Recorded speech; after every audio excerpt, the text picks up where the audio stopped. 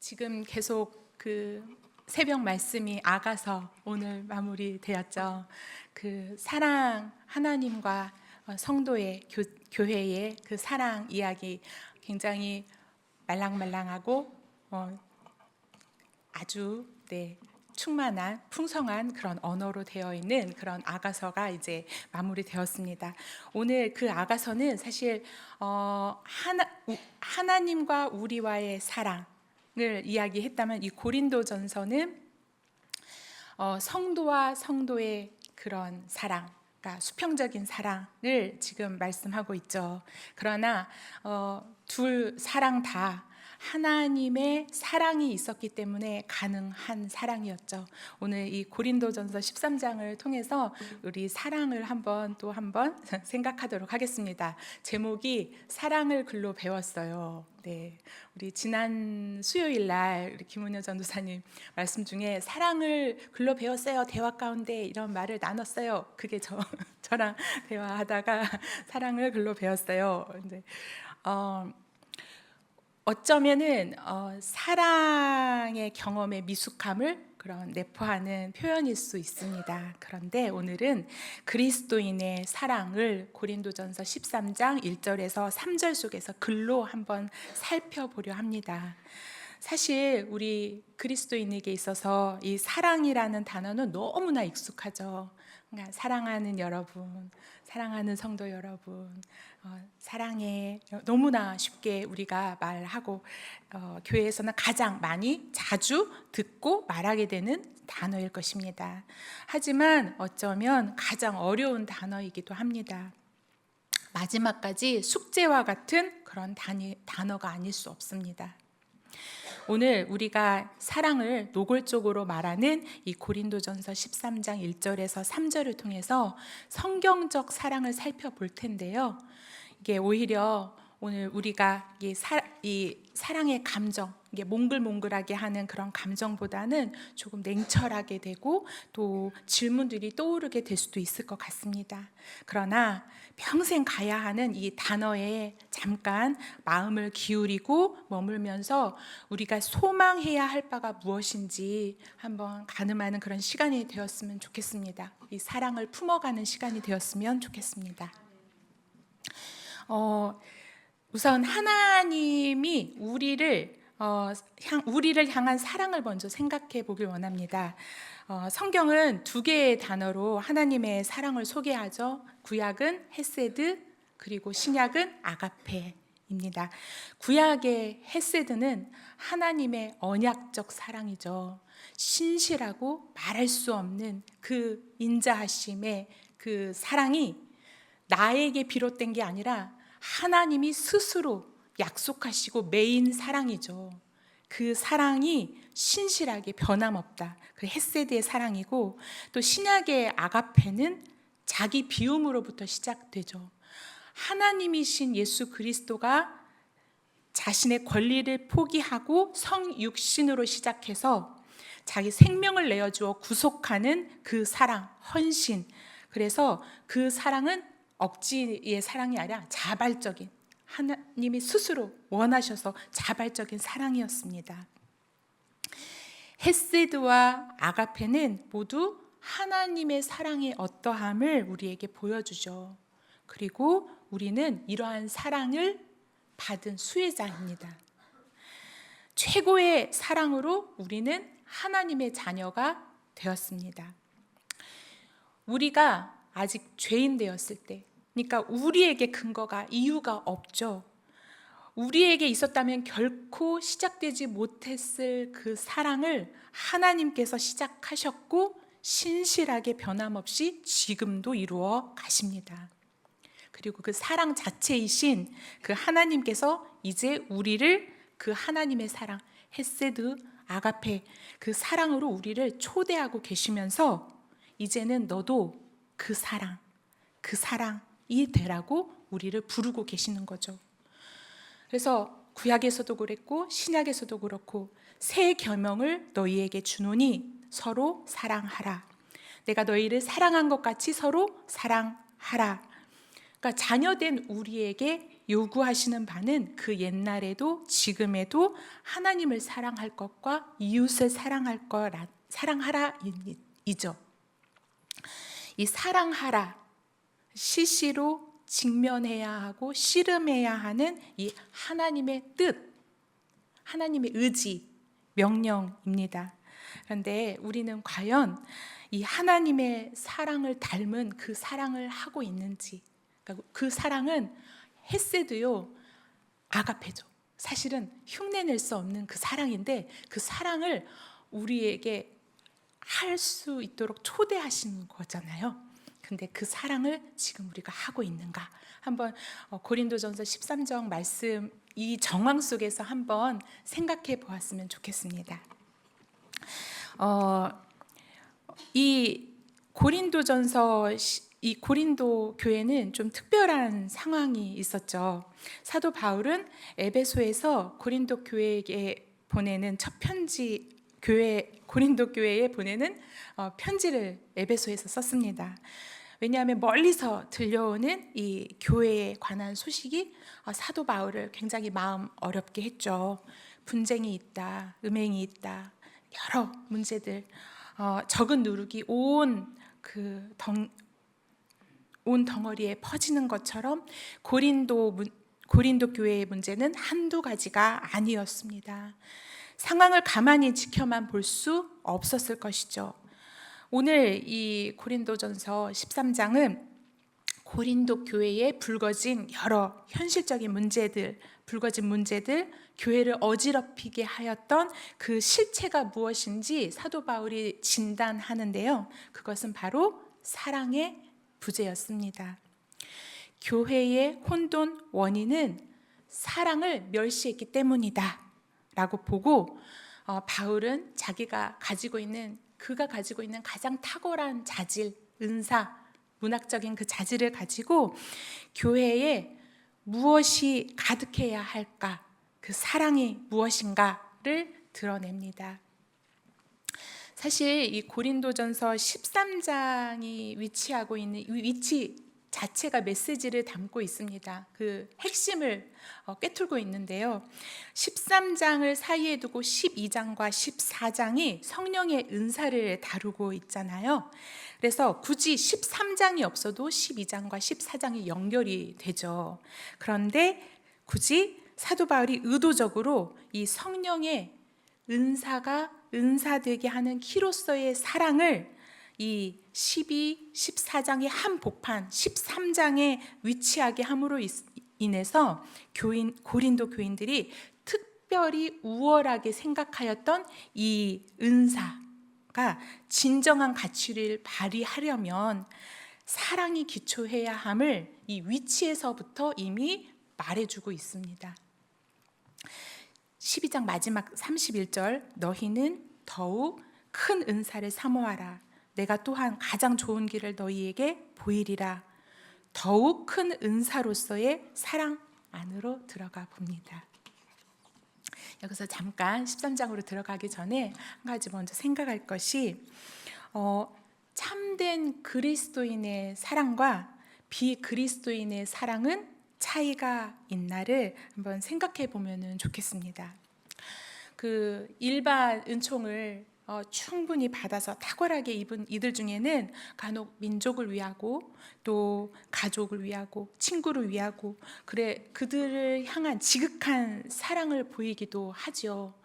그런 그 위대한 사랑 앞에서 그리스도인의 사랑이 때때로는 초라하게 보여질 때도 있습니다. 자, 그런데 다릅니다. 무엇이 다르냐면 성질이 다르고 근원이 다릅니다. 우리가 그리스도인이 되었다는 것은 하나님이 세상을 이처럼 사랑하사 독생자를 주신 하나님의 사랑을, 구원을 입은 우리가 되었죠. 그래서 누구든지 그리스도 안에 있으면 새로운 피조물이 되었습니다. 우리는 새로운 마음으로 창조되었습니다. 그러므로 그리스도인의 사랑은 하나님의 세상을 향한 사랑, 그 헤세드, 아가페적인 그 사랑에 기초를 두고 있는, 근원을 두고 있는 그런 사랑이라는 거죠. 그리스도인의 사랑은 그래서 그 원리가 하나입니다. 그 모양이나 대상이 다양할지라도 그 사랑이 하나님을 향하든 사람을 향하든, 그게 나의 남편을 향하든 자녀를 향하든 부모를 향하든, 그 원리는, 그 근원은 하나입니다. 참된 그리스도인의 사랑의 실천, 그 근원, 헤세드, 아가페, 그 사랑을, 하나님 사랑을 닮은 그 사랑을 우리로 할 수 있게 하셨다는 거죠. 자, 그런데 비그리스도인, 그러니까 구속함을 입지 않은 그 하나님 거듭나지 않은 그 비그리스도인의 사랑의 원리는 다르죠. 마찬가지로 여러 다른 대상들에 대한 사랑을 보일 때 다양한 동기와 원리들이 나온다는 거죠. 한 원리가 아니라 다양한 동기와 다양한 원리 속에서 그 사랑이 나온다는 거죠. 그래서 나의 감정일 수 있고, 취향일 수 있고, 기호일 수 있고, 신념일 수 있고, 가치일 수 있습니다.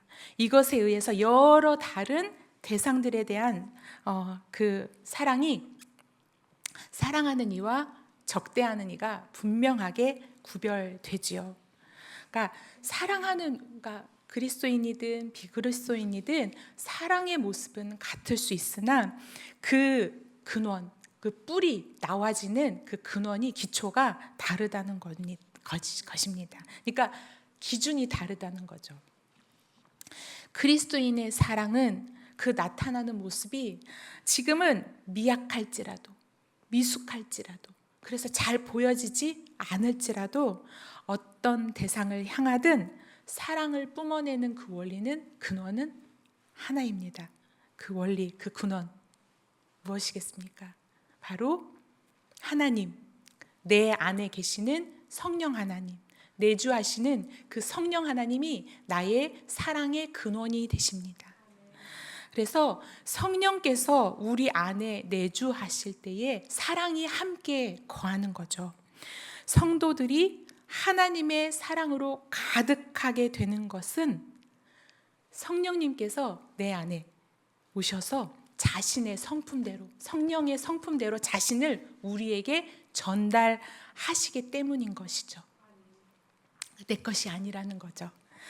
성령께서 우리에게 하나님에 대한 사랑을 일으키실 때, 내가 하나님을 사랑하면 할수록 사랑하는 마음을 성령께서 계속 일으키실 때에, 그때에 아울러 사람에 대한 그 사랑도 같이 일으키십니다. 그러니까 즉 성도가 사랑할 때 하나님의 성품, 신적인 성품이 이게 우리 안에 작동한다는 거예요. 굉장히 놀라운 일이죠. 나에게는 나올 수 없는 헤세드와 아가페가 성령님이 내게 내주하심으로 내 안에서 그 헤세드와 아가페가 작동한다는 거예요. 굉장히 놀라운 은혜이죠. 특권이죠. 그러니까 정리하자면 그리스도인의 사랑은 내가 근원이 아닌 것이죠. 그리스도인의 사랑은 하나님이 사랑하심 같이 너희도 서로 사랑하라 라고 말씀에 대한 순종하는 사랑입니다. 감정적인 사랑이 아니죠. 순종하는 사랑입니다. 하나님을 사랑하기에 그 말씀에 응답하는 사랑입니다. 그러므로 그 사랑 내 기준이 아니고 말씀이 기준이고 성령이 기준입니다. 나로 하나님을 향한 믿음을 갖게 하시고 순종하게 하시는 하나님의 영, 성령으로부터 나오는 것이죠. 그러기에 사랑은 영적인 일이고 스스로 획득할 수 없는 것입니다. 그래서 고린도전서 13장에서는 결국 사랑은 성령의 특별한 선물, 은사다라고 말하고 있습니다. 자, 그렇다면 이 사랑이 왜 지금 계속 여기에 사람의 방언과 천사의 말을 할지라도, 그러니까 여러 은사들, 특별한 은사들이 1절에서 3절에서 나타나잖아요. 방언이라든지 예언이라든지 능력의 믿음, 이러한 것들, 특이한 은사들이 나오는데 이 특이한 은사도 사실 사랑과 마찬가지로 성령으로 말미암은 거죠. 성령이 하시는 일이죠. 그런데 왜 바울은 특별히 이 특별한 이 은사보다도 이 성령을 지금 이 사랑을 얘기하는가? 그것은 성령의 감화로 인해서 마음에 맺혀지는 사랑만 못하기 때문이다. 은사가. 그러니까 둘 다, 은사도 사랑도 성령이 하시는 일이지만 왜냐하면 사랑은 하나님의 성품이기 때문이죠. 성령이 사람의 성품에 본질적으로 변화를 일으키시기 때문에 영향을 미쳐서 나로 하여금 사랑을 맺어가게 하시는 게 성령이 하시는 일이기 때문에, 그러니까 예를 들어서 그러니까 사람이 이적을 행하는 은사를 받는다 하더라도, 내가 병 고치고 예언하고 능력을 행한다 하더라도 그 능력이 사람의 성품 안에 거하지 않는다는 거죠. 존재하지 않는 거죠. 이 특이한 은사들, 이런 예언, 방언, 이적 행하는 이 은사들은 인격 밖에서 들어온 아주 탁월한 하나님의 것이죠. 아주 탁월한 것은 분명하죠. 그런데 받은 사람의 성품과는 무관할 수 있다. 마치 내가 명품 옷을 입었으나 그 명품이 내 본질을 변화시킬 수 없음과 같이, 다만 그 명품이 나를 좀 더 돋보이고 멋지게 할 수는 있으나 내 성질을 변화시키지 않는 것처럼, 그러나 이 성령은, 그에 반해서 성령이 만들어내는 이 사랑의 은사는 영혼 자체를 명품으로 만들어내는 것처럼 말입니다. 그래서 물론 성령님이 은사를 주실 때, 방언을 주시거나 통변을 주시거나 그러한 능력 행함을 주실 때에 거룩하게 하시는 그러한 감화와 감동이 동반해서 주시는 것이 일반적이긴 합니다. 그러니까 은사와 더불어 거룩하게 하시는 하나님의 감화와 감동이 같이 오기는 하나, 그러나 그 은사 자체가 그게 우리를 성품 안에 우리를 변화시키는 그 자체로서는 그 능력이 없다라는 거죠. 그러니까 그 은사 자체가 성품 안에서 영적인 사람을 만들어내지는 못한다는 것입니다. 예가 있죠. 성경에서 발람 선지자가 그랬고 사울 왕이 그랬어요. 그들도 성령의 하시는 일 속에서 예언을 했죠. 선지자들 중에 하나로서 예언을 했죠. 또 가룟 유다도 있었죠. 예수님 제자 전도 파송했을 때에 가룟 유다도 병든 자를 고치고 귀신 들린 자를 고쳤죠. 그러나 그 탁월하게 하는 그 은사 자체가 그들의 본질을 변화시키지는 못했습니다. 저도 중학교 2학년 때 방언을 받았거든요. 수련회에서 한 3박 4일 동안 부르짖고 주세요 해가지고 받은 그 은사를 지금까지 그걸로 기도하고 지금까지 왔는데, 특별히 저는 그 이후에 청년 때에도 은사주의를 추구했던 그런 교회에 10년 동안 섬겼었어요. 그 목사님께서 개척하신다고 했을 때에 나도 그렇게 될 수 있을까 싶어가지고 10년 동안 들어가서 같이 그 개척교회에 섬겼는데, 그러니까 기도하고 뭔가 은사를 사모하는 자들이 모였겠죠.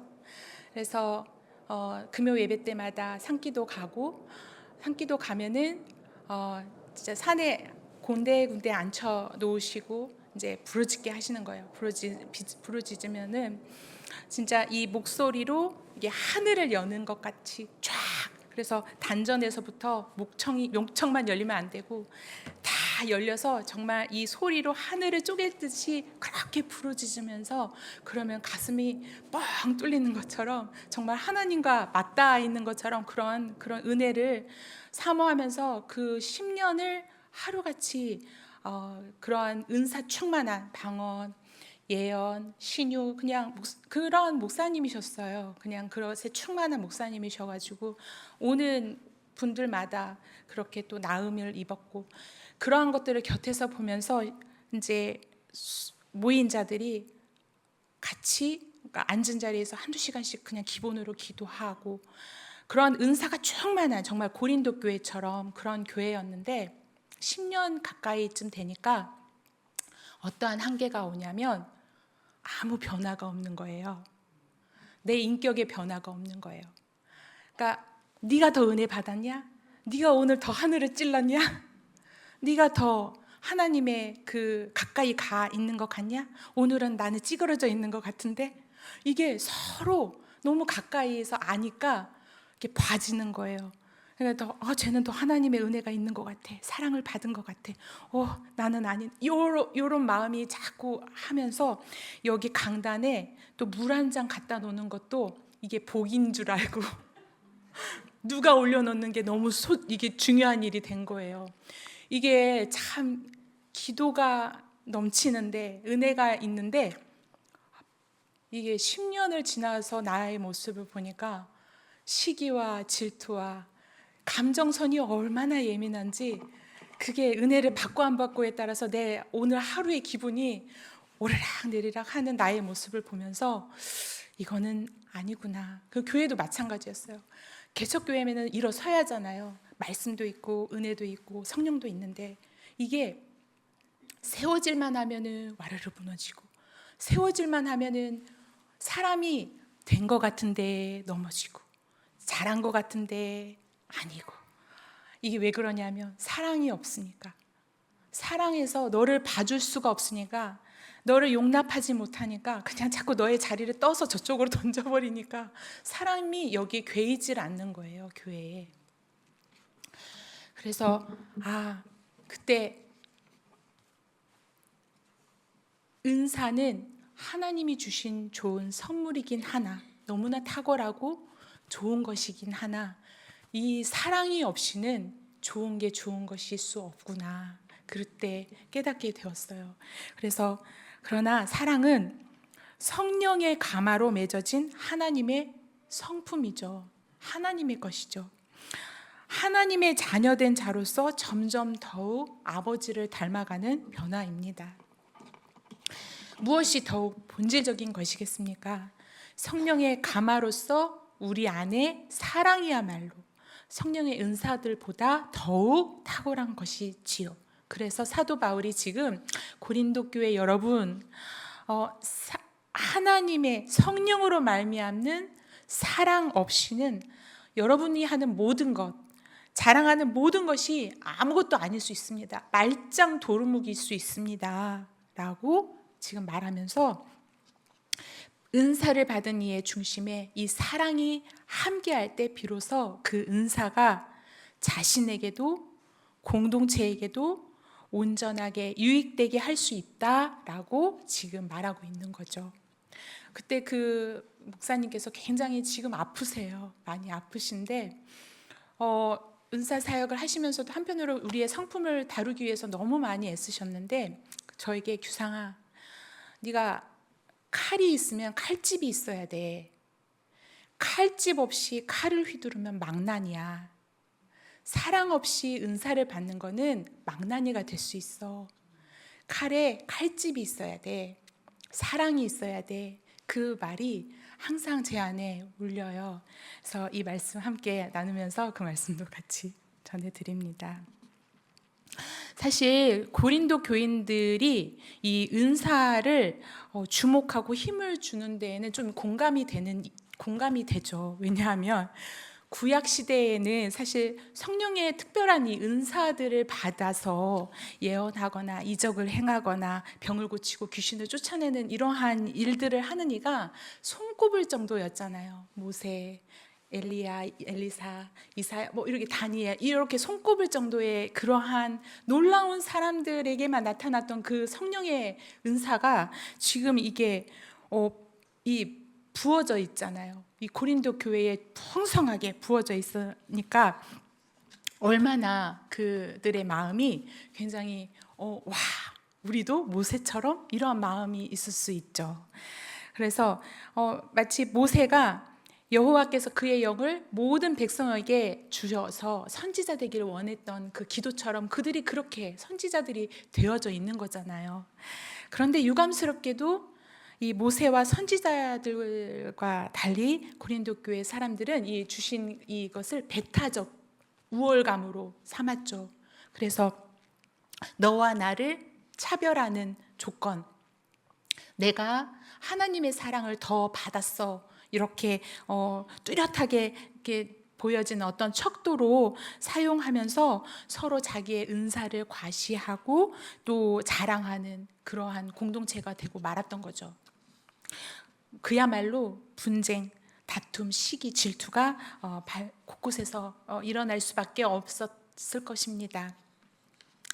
그러니까 이 고린도 교회는 가장 영적인 교회일 수 가장 영적일 것 같은데 사실은 가장 세속적이었고 가장 인간의 죄성이 잘 드러나는 그런 교회 환경이 되고 말았던 거죠. 그래서 사도 바울은 가장 높은 영적 수준이 무엇인지, 그리고 가장 높은 이 영적인 은혜를 왜 우리가 받아서 그 영적인 은혜가 그 목표하는 게 가장 최고의 그 목표가 무엇인지 지금 사도 바울은 계속해서 그거를 말해 주고 싶은 거죠. 사랑이다. 그래서 이제 3절에는 외적으로 사랑을 보일 수 있는 그런 업적들이 언급이 됩니다. 그러니까 그 가난한 사람들에게 우리가 가진 것을 내어주는 것이죠. 하나님은 성경 곳곳에서 가난한 사람들에게 무엇을 줄 것을 거듭 강조하십니다. 관심이 많으세요. 약자들에 대한 관심.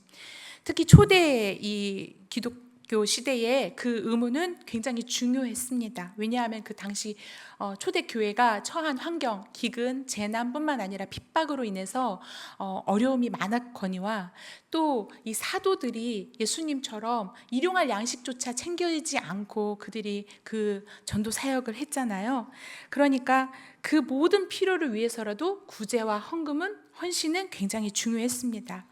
그래서 사도 바울이 고린도 교회에게 강조한 이 의무를 고린도 교회도 잘 이행했는지, 넘치도록 잘 이행했는지는 우리는 확인할 수는 없지만 서로 그렇게 잘 구제와 헌신으로 이게 잘 그렇게 가난한 자를 위한 그러한 일들을 하였다 할지라도 거기에 사랑이 빠지면 이 또한 아무것도 아니다 로 또 짚고 넘어가고, 또 그 뒤에는 업적뿐만 아니라 몸을 불사르게 내어주는 그 고난에 대해서 얘기하거든요. 사실 이 고난으로 말하면 사도 바울을 빼놓을 수 없잖아요. 사도 바울만큼 주의 복음을 위해서 태형과 돌로 침과 자신의 몸을 내어줘야 하는 그 순교적 그 순간들을 얼마나 많이 당했습니까? 그런데 바울조차도 이 고난 자체에 의미를 두지 않았습니다. 그러니까 초대교회가 자기 재산을 다 바치고 자기 생명을 내어주는 그러한 헌신을 빈번하게 하였을지라도, 그들이 살면서 고통을 당하고 죽임을 당한다 할지라도 이 사랑 없이 하는 것은 아무것도 아니다. 이것 또한 지금 사도 바울이 인정사정 없이 결론 내어버립니다.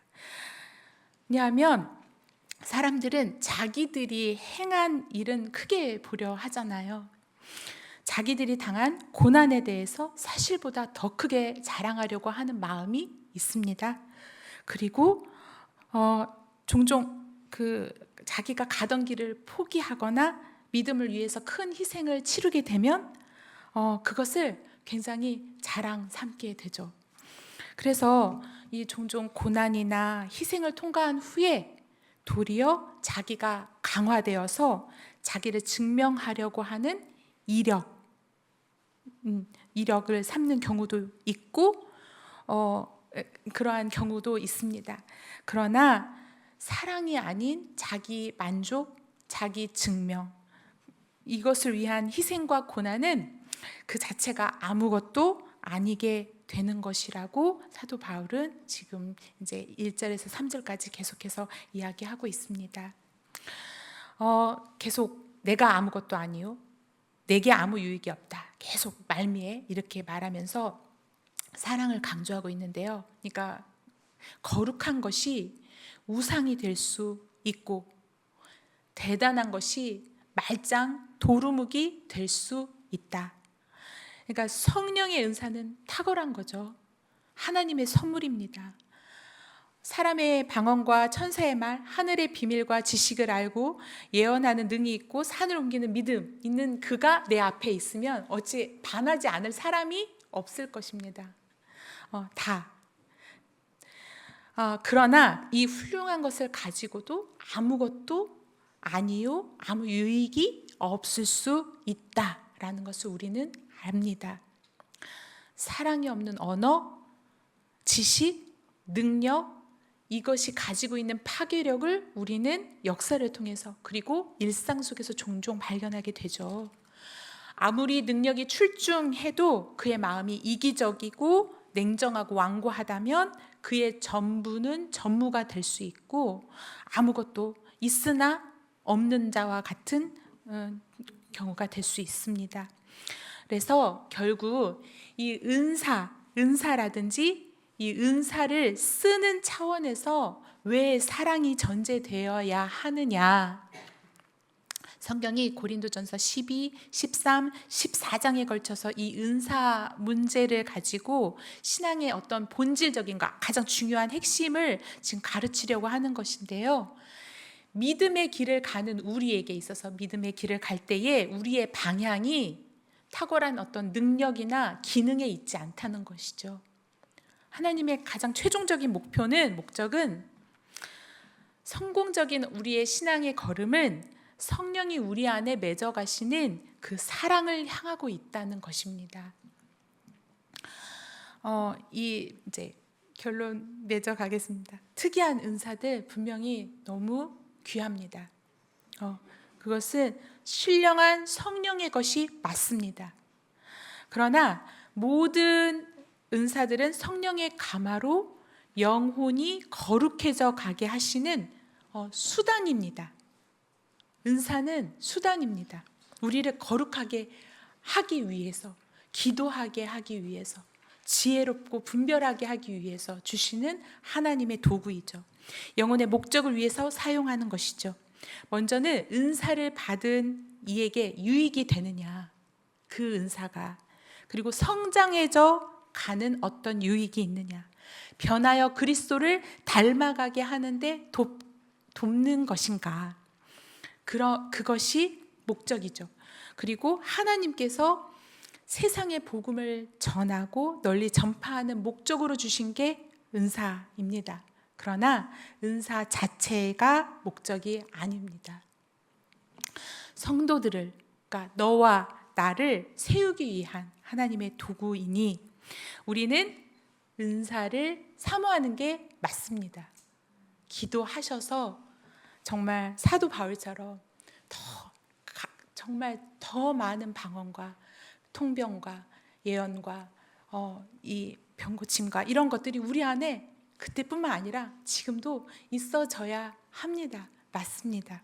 그런데 그것은 공동체를 위한 거고 유익됨을 위한 것이지, 우리 중국 드라마에서 내가 내력을 길려서 이렇게 장풍 쏘려고 하는 그러함으로 우리가 그 은사를 채워가는 것은 아니죠. 유익되고 공동체를 위하고 너와 나가 하나님 앞에 더욱 거룩해져 가고 더욱 하나님의 사람으로 변화되기 위한 것이라는 것.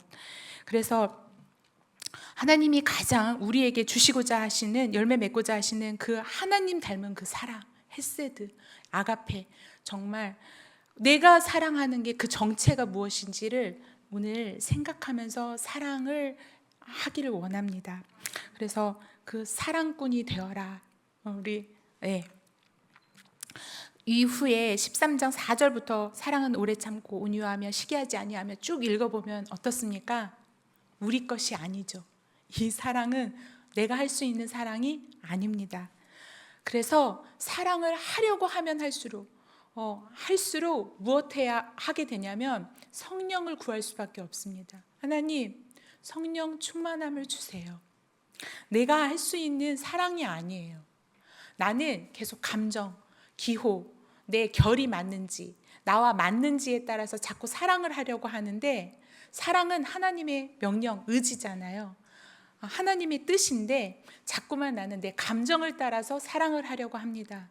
그러나 하나님의 헤세드, 하나님의 아가페를 이제 근원 삼은 내가 되었으니 그 사랑 내가 할 수 있도록 성령님이 내게 필요합니다. 내게 성령의 은사, 그거보다 더 탁월한 사랑의 은사를 주시옵소서. 성령을 구하는 우리 시간 되기를 원합니다. 그래서 우리 하나님이 내 인생에 채워가라고, 이 사랑을 채워가라고 하실 때 더 잘하라고 은사도 주시고 도덕적인 덕목을 향한 열정도, 구제와 헌신의 마음도 주십니다.